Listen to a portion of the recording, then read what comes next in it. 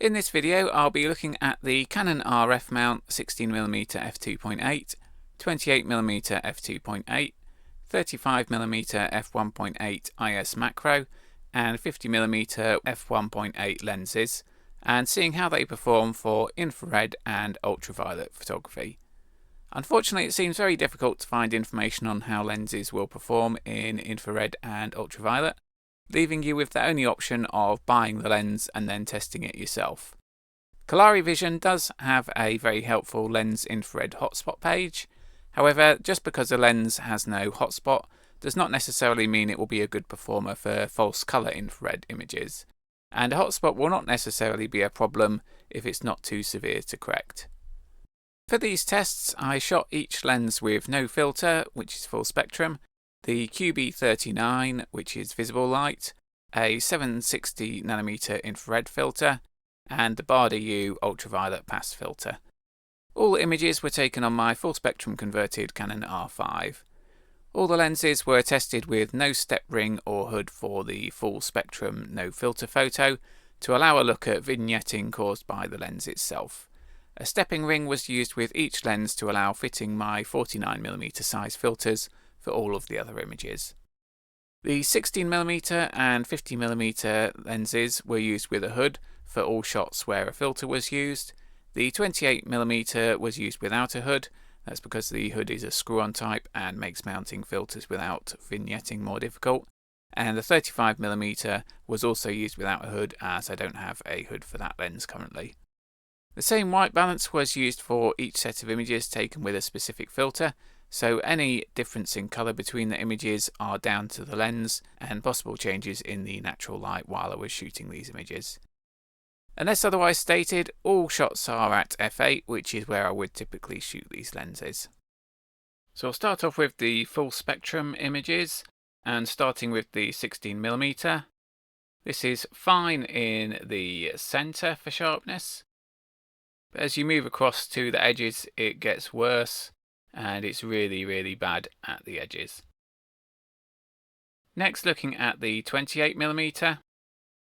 This is fine in the centre, and it's good at the edges as well. Looking at the 35mm, you can see this has got a slightly greenish colour cast, despite having the exact same white balance settings as the other images. In the centre, again, sharpness is good, but as we move to the edges it breaks down and the image quality is a bit soft towards the edge. Now looking at the 50mm, again good sharpness in the centre of the image.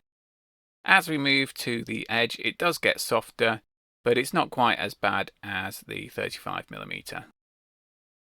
Next we'll look at the same set of images but with lens corrections turned off. The 16mm we get really bad hard vignetting in the corners. If we turn on and off the profile corrections, you can see the field of view is slightly wider without the profile corrections. And if we look at the edges, we can see that the edges without the profile corrections are slightly sharper due to not being stretched out so much by the distortion correction. The 28mm we get soft vignetting, and if we turn on and off the profile corrections again, you can see that the field of view is slightly wider without the corrections. Zooming in, the edges were already good, but without the profile corrections, they're even better. The 35mm we see a slight amount of soft vignetting, and there is a tiny bit of distortion being corrected normally, but there is not much difference between having distortion correction turned on or off. And looking at the edges, we don't see much difference in sharpness due to the low amount of distortion correction happening there. With the 50mm, distortion and vignetting correction when at f8 are virtually non-existent. I'm sure we'd see more vignetting correction if shooting at f1.8, but I'm not really bothered about that. If we look at the sharpness at the edges, again there's no difference really due to virtually no distortion correction happening. So basically, the longer the focal length, the less distortion correction and the less vignetting correction is needed. Next, looking at image quality in visible light, note that the white balance on these images is not strictly neutral, but the warmer colour is more accurate to what it looked like in real life. The 16mm is good sharpness in the centre and acceptable sharpness towards the edges. The 28mm has good sharpness in the centre and good sharpness towards the edge. The 35mm has good sharpness at the centre and good sharpness at the edges. And the 50mm has good sharpness in the centre and again it's good at the edges. So the 28, 35 and 50 are all good performers when used in visible light, which is what they were designed for. The 16mm lags behind a bit, but it's still good enough in my opinion. Now looking at infrared only, I shot this series at both f8 and wide open to check if there was any difference in IR hotspot visibility depending on the aperture. There is also a better test for hotspots coming up later in the video. So first looking at the 16mm at f8, in the centre it's very good. Towards the edges it's quite poor. As we saw in the full spectrum test, if we turn off profile corrections, it does sharpen up quite a bit at the edges, although it's still not that great. Now looking at the 16mm at f2.8, this is good in the centre, and it's complete mush at the edge. Even if we turn off the profile corrections, it's still very mushy at the edge of the image. It does seem to be hotspot free. The 28mm at f8 is sharp in the centre and sharp at the edges. It has a diffuse IR hotspot that you can see slightly here in the middle. Looking at the 28mm at f2.8, this is sharp in the centre. As we move towards the edge, it is quite a bit softer here, but if we look down the image, we can see it looks sharper down here towards the corners, so it seems this lens has some field curvature. There's not any really noticeable hotspot at f2.8. Now looking at the 35mm at f8, this has a very noticeable diffuse IR hotspot. It's sharp in the centre, fairly sharp at the edges, not perfect but acceptable. Now the 35mm at f1.8, sharp in the centre, edges are quite soft here, and there's no noticeable hotspot. The 50mm at f8 has no noticeable hotspot. It's sharp in the centre and at the edges. And at f1.8, it's slightly soft in the centre and towards the edges. Not too bad though, and no noticeable hotspot. Most of the time when I want to shoot infrared, I want false colour infrared, which is a mix of visible light and infrared. Unfortunately, most lenses do not perform well for this, as they focus infrared and visible light at different points. I call this IRCA. It's basically transverse chromatic aberration, but because infrared is recorded in all three colour channels, you cannot correct it like you can with standard visible light transverse CA. So here's an example. This image is shot in visible light. You can see here we've got chromatic aberration where there's a green fringing on the left and purple fringing on the right. This is at the left side of the frame. If we move over to the right side of the frame, you'll see the opposite where we've got purple fringing on the left and green fringing on the right. If we go back over here, so if we look at the separate raw channels, you don't see any fringing in the red or in the green or in the blue or in the second green. All it is the four channels don't quite match up with one another. So by resizing the channels to all align perfectly, that gets rid of the chromatic aberration. Now if we look at an image taken using a mix of infrared and visible light together, if we look at the raw channels again, so if we start with the red one, you can see we've got infrared fringing here on the left hand side of these trees. And if we move over to the right of the image, you can see it's on the right hand side, but it's the fringing is recorded in the actual color channel. So if we go to the green, again it's there. Go to the blue, again you can see it more strongly there on the edges of the trees. And the second green channel, again you can see the infrared fringing is there.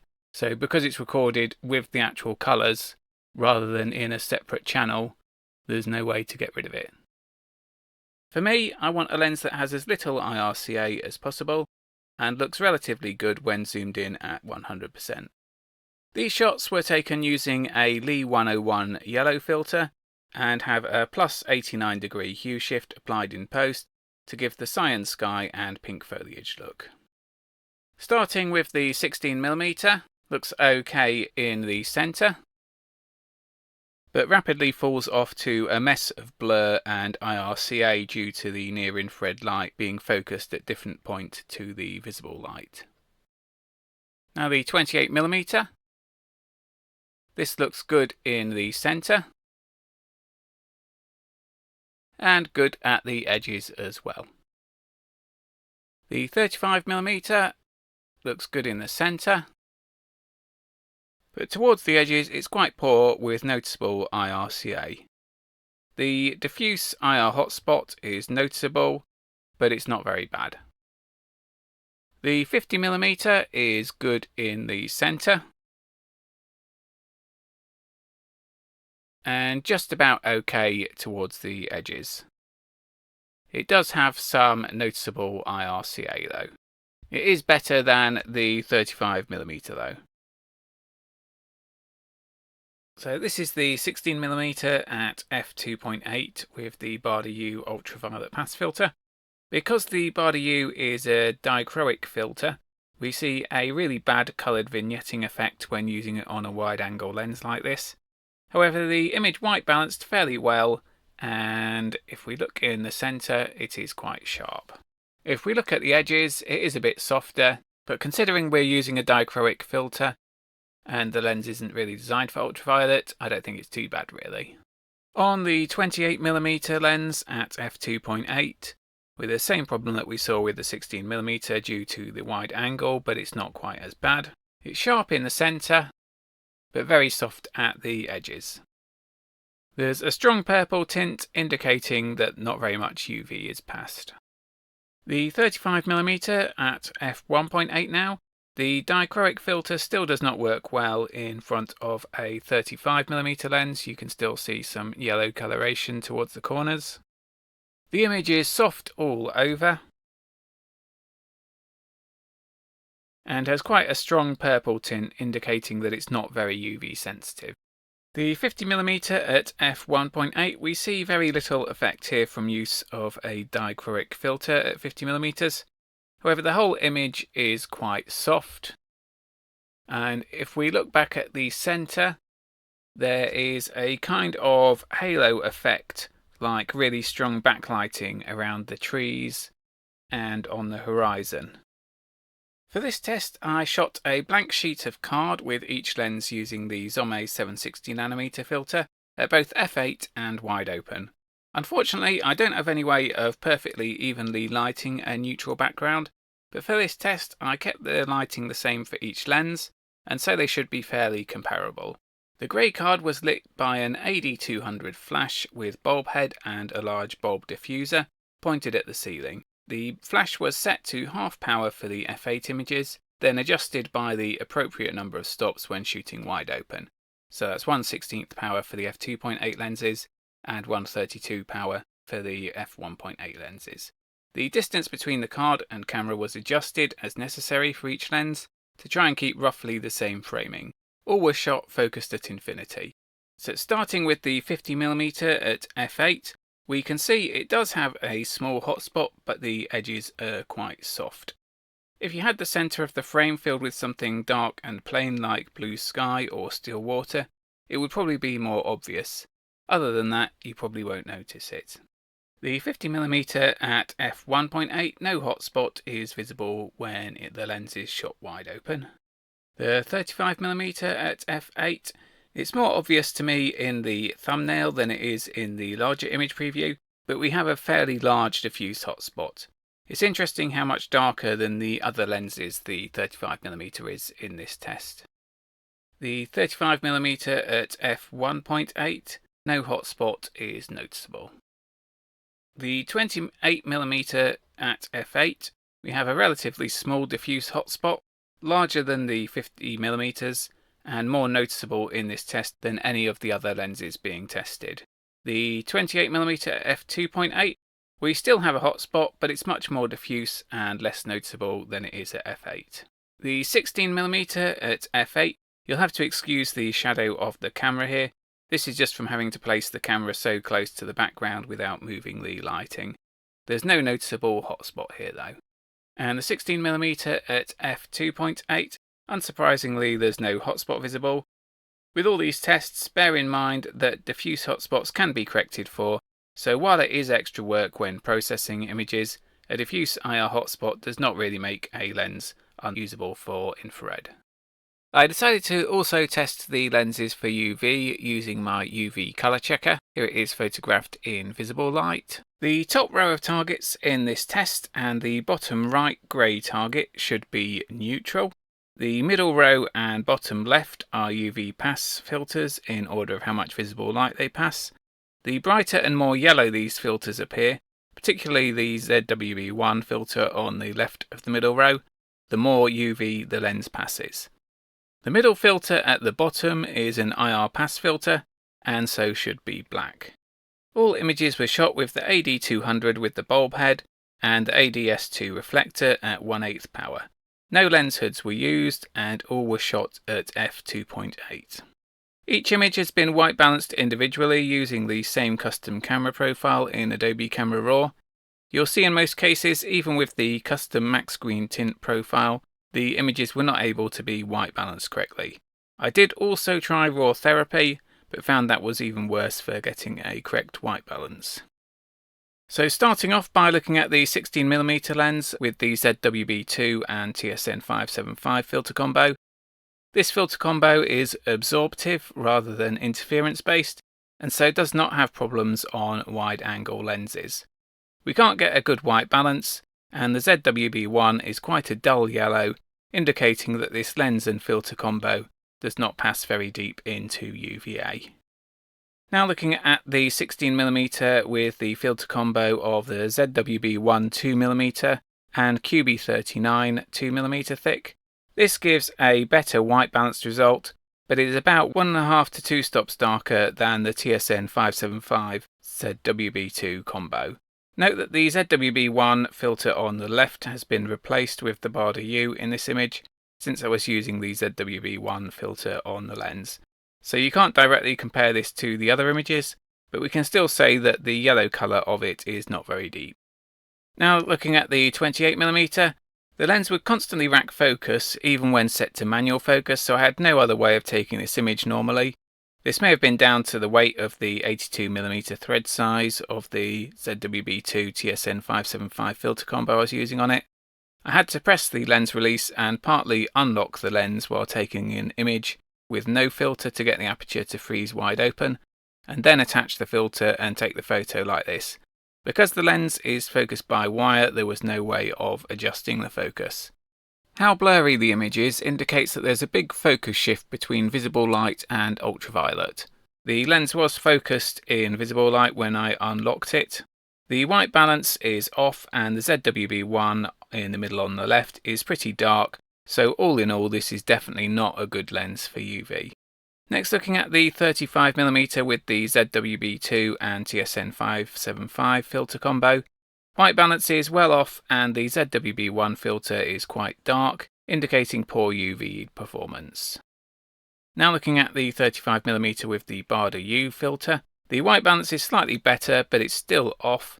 We don't really see any issue from the dichroic filter in this close-up image, compared to what we saw earlier in the landscape image with the same lens and filter. Still, the UV performance here is poor. For comparison, here we have the NoFlex-R 35mm lens at f3.5. This is a known good UV lens. The Baader U here was placed in a drop-in filter adapter behind the lens, something you cannot do with RF lenses. You can see the ZWB1 filter on the left at the middle is nice and yellow, showing the relatively good UV performance of this lens and filter combo. And again, for comparison, here we have the NoFlex-R 35mm lens with the ZWB2 and TSN575 filter combo. It's not as good as with the Baader U. The white balance cannot be set correctly and the ZWB1 is darker. So we can say that even if you could find a native RF lens with good UV performance, you'd still have to hope that it was a longer focal length, so you weren't constrained to only using absorptive UV pass filters. As if it was a wide-angle lens, you wouldn't be able to use the Baader U filter on it without the bad vignetting effect that you get. The 50mm plus ZWE2 and TSN575 combo gives similar results to the 16mm. And here with the Baader U, it is slightly better. It does not appear to pass very deep into UV, but still it's not too bad for a modern lens. In summary, the RF 16mm is not a particularly great lens in visible light, and it's even worse for infrared. The 28mm I'm very impressed with, and it is very small and light as well. It does have an IR hotspot, but this is correctable in post. The 35mm I was disappointed with. It's only really usable in visible light. And the 50mm is okay in visible light, and it's okay for false colour infrared as well. None of the lenses are particularly good for UV, with the 16mm being the best, but I would still much prefer to use an older lens which performs better in UV.